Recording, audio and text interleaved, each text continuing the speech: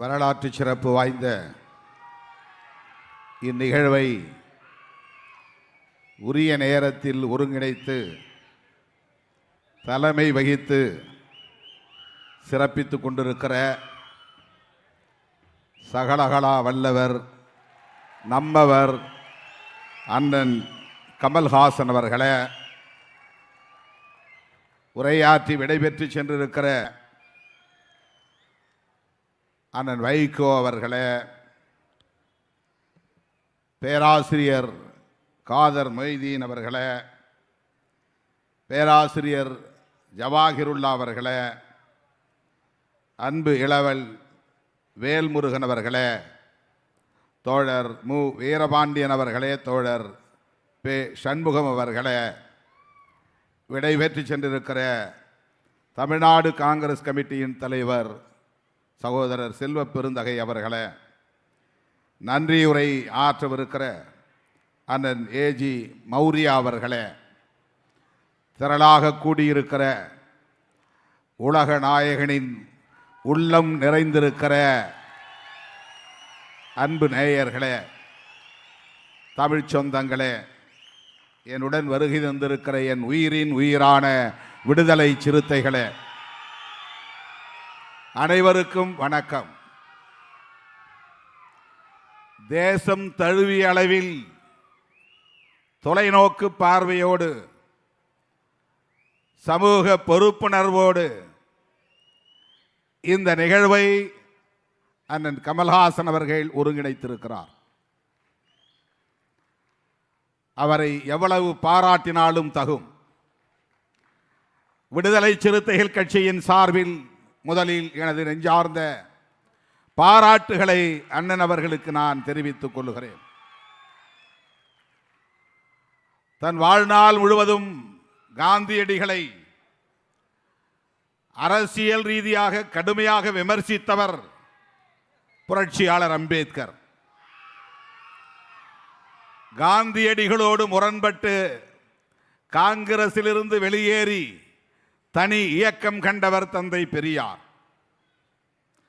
அந்த தலைவர்களோடு காந்தியடிகளை இணைத்து இந்த முப்பெரும் மாமனிதர்கள் இன்றைய காலத்தின் தேவையாக இருக்கிறார்கள் என்பதை இந்த நாட்டுக்கு எடுத்துரைக்கக்கூடிய ஆளுமை மிக்க தலைவராக அண்ணன் கமல்ஹாசன் அவர்கள் விளங்குகிறார். இங்கே உரையாற்றிய தலைவர்களுக்கெல்லாம் அவர் வழங்கிய பரிசு, நடுவிலே காந்தியடிகள், இடதுபுறத்திலே பெரியார், வலதுபுறத்திலே புரட்சியாளர் அம்பேத்கர். இதை மேலோட்டமாக பார்க்கிறவர்கள் முரண்பாடான ஒரு இணைப்பு என்றுதான் என்ன தோன்றும். நுட்பமாக பார்க்கிறவர்களால் மட்டும்தான் இது காலத்தின் தேவை என்பதை உணர முடியும். அதை உணர்ந்தவர் அண்ணன் கமல்ஹாசன் அவர்கள். எப்படி இவர்களை ஓரணியில் அல்லது ஒரே நேர்கோட்டில் நிறுத்த முடியும் என்கிற கேள்வி இயல்பாக எழுகிறது. நிறுத்த வேண்டிய தேவை உள்ளது. அப்படி ஒரே நேர்கோட்டில் இவர்கள் நிற்கிறார்கள், ஒரே புள்ளியில் நிற்கிறார்கள் என்பதும் உண்மை, வரலாற்று உண்மை, புறந்தள்ள முடியாத உண்மை. அந்த புள்ளியில் தான் அண்ணன் கமல்ஹாசன் அவர்கள் இந்த மகத்தான நிகழ்வை மறவோம் என்கிற பெயரில் ஒருங்கிணைத்திருக்கிறார். காந்தியடிகளே, உங்களை மறவோம், உங்கள் ஈகத்தை மறவோம், உங்கள் அர்ப்பணிப்பை மறவோம், இந்த நாட்டின் விடுதலைக்காக நீங்கள் ஆற்றிய பங்களிப்பை மறவோம் என்று அவருக்கு சொல்லுவதோடு அவரை படுகொலை செய்த சனாதன கும்பலுக்கும் நீங்கள் செய்த தேச துரோகத்தை மறவோம், உங்களை ஒருபோதும் மன்னிக்க மாட்டோம் என்று சொல்லுகிற ஒரு செய்தியாகத்தான் அண்ணன் அவர்களின் இந்த அரிய முயற்சி. இது மிகவும் நுட்பமான ஒரு அரசியல். காந்தியடிகளை சிறுமைப்படுத்துகிற கும்பல் இன்றைக்கு ஆட்சி அதிகார பீடத்தில் அமர்ந்திருக்கிறார்கள். காந்தியடிகளின் நன்மதிப்பை சிதைக்கிற கும்பல், காந்தியடிகள் மீது தேசம் வைத்திருக்கிற பிம்பத்தை தவிடுபடியாக்குகிற கும்பல்,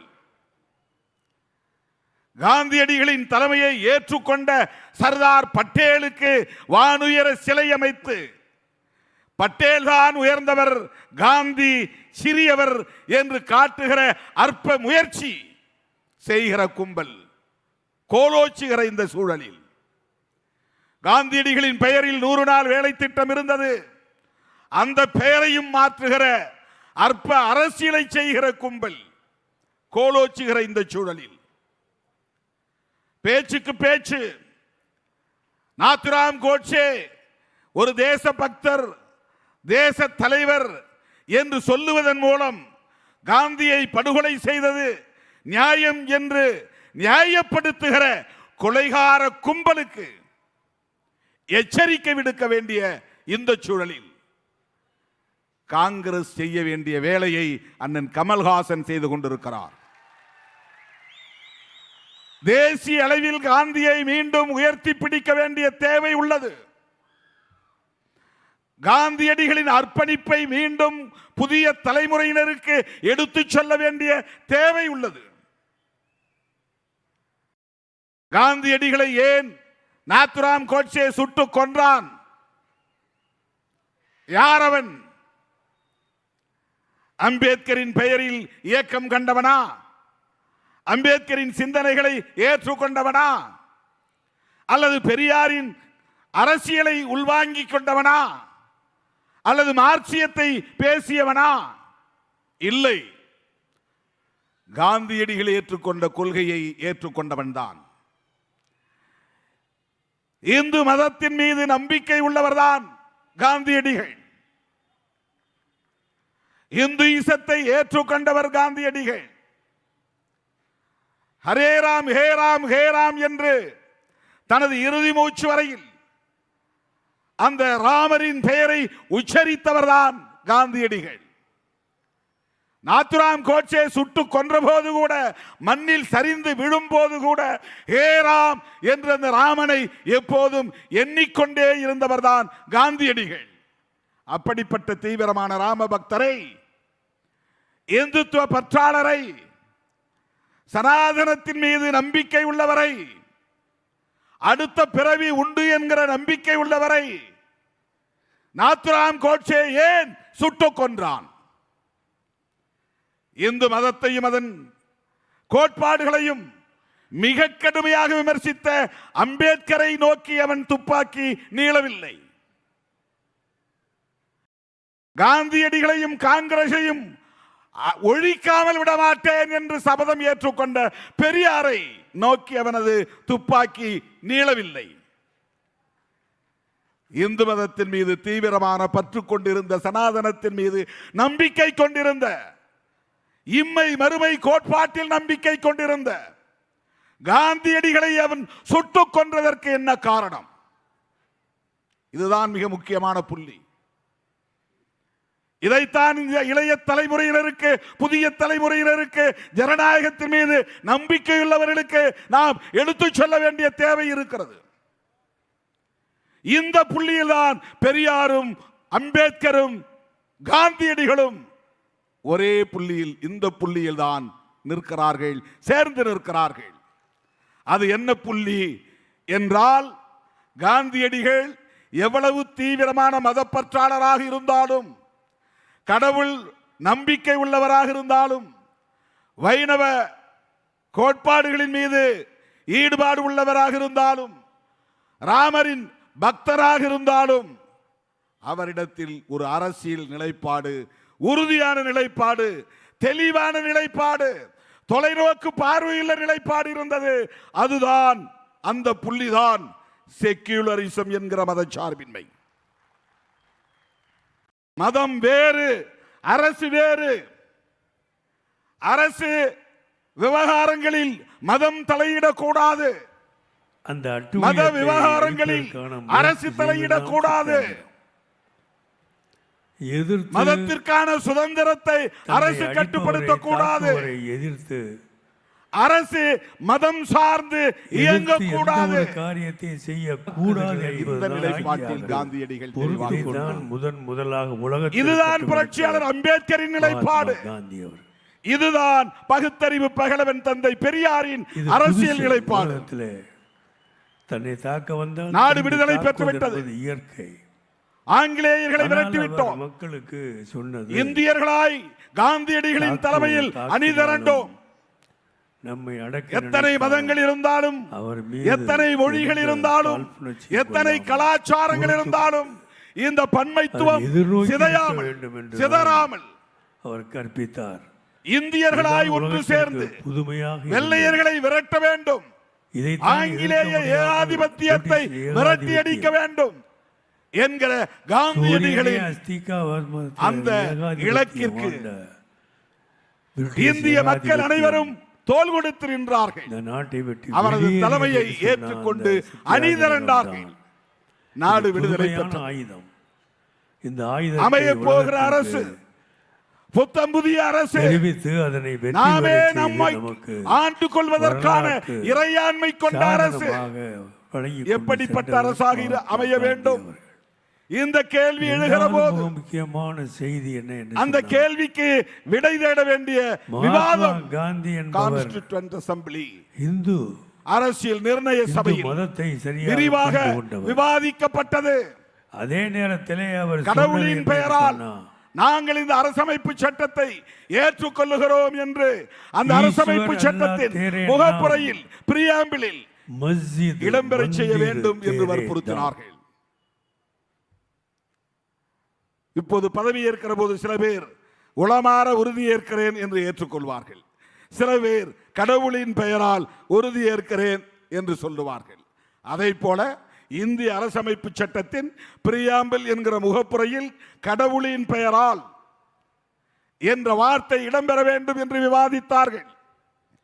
இந்தியா a Hindu nation, இது இந்துக்களின் தேசம் என்ற சொற்றொடர் இடம்பெற வேண்டும் என்று விவாதித்தார்கள்.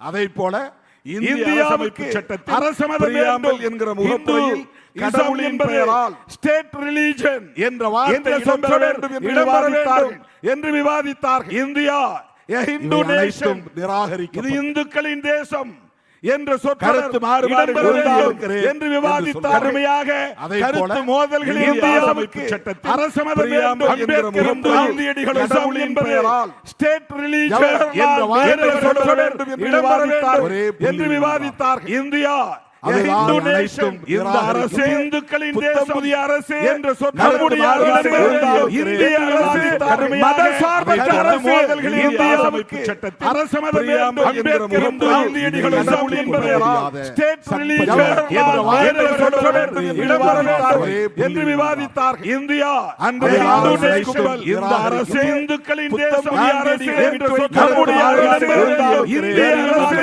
மதசார்பற்ற அரசு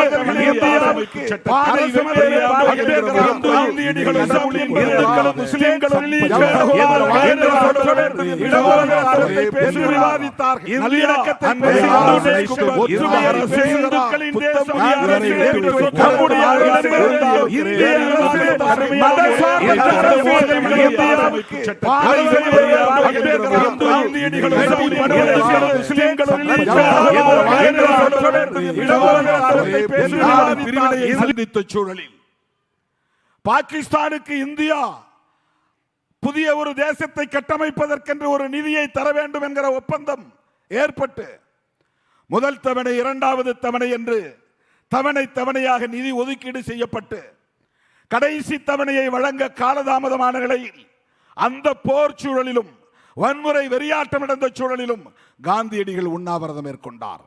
நேரு அரசுக்கு வேண்டுகோள் விடுத்தார். ஒப்புக்கொண்டபடி பாகிஸ்தானை நிறுவுவதற்கு கடைசியாக தர வேண்டிய தவணை தொகையை தர வேண்டும் என்று வலியுறுத்தினார். இதுவெல்லாம் RSS சங் பரிவார் கும்பலுக்கு எரிச்சலை தந்தது. இந்துக்களுக்கு முஸ்லிம்களுக்கு இடையிலே பகைமை மேலும் வளர வேண்டும் என்று விரும்பிய கும்பல் இஸ்லாமியர்களுக்கு எதிரான வெறுப்பு அரசியலை அப்போதே தொடங்கிவிட்டார்கள். அதற்கு இவர் ஒரு முட்டுக்கட்டையாக இருக்கிறார் என்பதை உணர்ந்து கொண்ட அந்த கும்பல் நயவஞ்சகத்தோடு கைகூப்பி தொழுது கொண்டே சென்று 2-3 அடி இடைவெளியில் அவருடைய நெஞ்சை குறிவைத்து சுட்டு படுகொலை செய்தார்கள். தோழர்களே, காந்தியடிகள் சுட்டு படுகொலை செய்யப்பட்டதற்கு ஒரே ஒரு காரணம், செக்யூலரிசம் என்கிற கோட்பாட்டில் அவர் உறுதியாக இருந்தார் என்பதுதான். இந்திய அரசமைப்பு சட்டத்தின் உயிர் மூச்சு கோட்பாடுகளுள் ஒன்று செக்யூலரிசம், இரண்டாவது புளூரலிசம் பன்மைத்துவம், மூன்றாவது பெடரலிசம். பல மாநிலங்கள் இருந்தாலும் அந்த மாநிலங்களில் ஒன்றியமாக இந்த அரசு, டெல்லி அரசு இருக்க வேண்டும் என்கிற பெடரலிசம். இந்த கோட்பாடுகள் பாதுகாக்கப்பட வேண்டும். செக்யூலரிசம் என்கிற வார்த்தை அதிலே இல்லை, ஆனால் அந்த கோட்பாடுகள் இடம்பெற்றன. இந்த சூழலில் தான் காங்கிரசோடு இன்றைக்கு நாம் ஏன் நிற்கிறோம் என்பதற்கு உரிய காரணம் இருக்கிறது. காங்கிரசோடு நமக்கு முரண்பாடுகள் இருக்கலாம், காந்தியடிகளோடு முரண்பாடுகள் இருக்கலாம், ஆனால் இந்த தேசத்தின் உயிர் மூச்சு கோட்பாடாக இருக்கிற செக்யூலரிசத்தை பாதுகாப்பதில் நேரு காட்டிய அக்கறை, காந்தியடிகள் காட்டிய அக்கறை, அதை தொடர்ந்து இந்திரா காந்தி அம்மையார் காட்டிய அக்கறை. 1976 மிசா என்கிற ஒரு சட்டம் கொண்டு வந்தார், maintenance of internal security act. அது மிக மோசமான ஒரு சட்டம் தான், ஆள் தூக்கி சட்டம் தான், இந்தியா முழுவதும் எதிர்க்கட்சிகளை வேட்டையாடிய சட்டம் தான், நெருக்கடி நிலைதான். அதை விமர்சிக்கிறோம் என்றாலும் அந்த சூழலில் இந்திரா காந்தி அம்மையார் செய்த மிக முக்கியமான வரலாற்று சிறப்புக்குரிய செயல், இந்திய அரசமைப்பு சட்டத்தின் முகப்புரையில் திருத்தம் கொண்டு வந்து இப்படி ஒரு கும்பல் எதிர்காலத்தில் வரும், அவர்கள் ஆட்சி அதிகாரத்திற்கு வருவார்கள், இவர்கள் இந்த அரசமைப்பு சட்டத்தை மதிக்க மாட்டார்கள், தூக்கி எறிந்து விடுவார்கள் என்ற நிலையை உணர்ந்து 76 ஒரு திருத்தம் கொண்டு வந்து செக்யூலர், சோசலிஸ்ட் என்கிற இரட்டை சொற்களை அரசமைப்பு சட்டத்தின் முகப்புரையிலே இணைத்தவர் இந்திரா காந்தி அம்மையார். இல்லாமல் இருந்த சொல்லை செக்யூலரிசம், இல்லாமல் இருந்த இன்னொரு சொல்லை சோசலிசம். இந்த இரண்டும் பிஜேபிக்கு பிடிக்காது, பாசிஸ்டுகளுக்கு பிடிக்காத வார்த்தை இது, பாசிச கும்பலுக்கு பிடிக்காத சொற்கள். இந்த இரண்டையும் அரசமைப்பு சட்டத்தின் முகப்புரையில் இருந்து நீக்க வேண்டும் என்று சுப்பிரமணிய சாமி வழக்கு தொடுத்தார் உச்ச நீதிமன்றத்தில். பிஜேபியில் இருந்தபோது, இருக்கிறார் இப்போதும். இந்த இரண்டு சொற்றொடர்கள் இன்றைக்கும் அவர்களுக்கு நெருடலாக இருக்கிறது. இப்படிப்பட்ட ஒரு துணிச்சலான நிலைப்பாட்டை எடுத்தவர் இந்திரா காந்தி அம்மையார். அவரை தொடர்ந்து அதே நிலைப்பாட்டில் உறுதியாக இருந்தவர் ராஜீவ் காந்தி. அவரை தொடர்ந்து அதே நிலைப்பாட்டில் இன்றைக்கு உறுதியாக நிற்பவர் ராகுல் காந்தி. ஆகவேதான் லோக்சபாவிலே அரசமைப்பு சட்டத்தை உயர்த்தி பிடித்துக் கொண்டு இந்த அரசமைப்பு சட்டத்தை பாதுகாப்போம் என்று உறுதிமொழி ஏற்றார் ராகுல் காந்தி. செல்லும் இடமெல்லாம் இன்றைக்கு உயர்த்தி பிடிக்கிறார் அரசமைப்பு சட்டத்தை. என்ன காரணம்? அந்த அரசமைப்பு சட்டத்தில் இருக்கிற உயிர் மூச்சு கோட்பாடுகளில் மிக மிக முதன்மையான ஒரு கோட்பாடு செக்யூலரிசம். இதுதான் இந்தியாவின் விவாத பொருளாக இன்றைக்கு மாறி இருக்கிறது. ஒரு கும்பல் செக்யூலரிசத்திற்கு எதிரானது, இன்னொரு அணி செக்யூலரிசத்திற்கு ஆதரவான அணி. இன்றைக்கு அண்ணன் கமல்ஹாசன் தலைமையிலே இங்கே கூடியிருக்கிறோமே நாம், மறவோம் நிகழ்வில் கூடியிருக்கிறோமே நாம், திமுக தலைமையிலான கூட்டணி கட்சி தலைவர்கள் எல்லாம் தேர்தலுக்கு முன்பாக ஒரே மேடையில் ஏறுகிற நிகழ்வாக இந்த வரலாற்று நிகழ்வு இன்றைக்கு அமைந்திருக்கிறது. இதனை தொடங்கி வைத்திருப்பவர் அண்ணன் கமல்ஹாசன் அவர்கள். அவர் வெறும் நடிகர் அல்ல, அவர் வெறும் தொழில்முறை நடிகர் அல்ல, அவர் வெறும் ஒரு இயக்கத்தின் தலைவர் அல்ல. அவருக்கு ஒரு தேசிய பார்வை இருக்கிறது, அவருக்கு ஒரு தொலைநோக்கு பார்வை இருக்கிறது, அவருக்கு ஒரு சமூக பொறுப்பு இருக்கிறது, அவருக்கு ஒரு அரசியல் கடமை இருக்கிறது. அது இந்த தேசத்தை பாதுகாப்பது, மதசார்பற்ற அரசாக இதை பாதுகாப்பது, அரசமைப்பு சட்டத்தை பாதுகாப்பது, அதற்கு இன்றைய காலத்தின் தேவை காந்தியடிகளின் அரசியல் என்பதை அவர் உணர்ந்திருக்கிறார். அதனால் இந்த நிகழ்வை ஒருங்கிணைத்திருக்கிறார். அவரை நெஞ்சார பாராட்டி இந்த அரிய வாய்ப்பை எனக்கு வழங்கியமைக்காக எனது மனமுவந்த நன்றியை தெரிவித்து நிறைவு செய்கிறேன். நன்றி, வணக்கம்.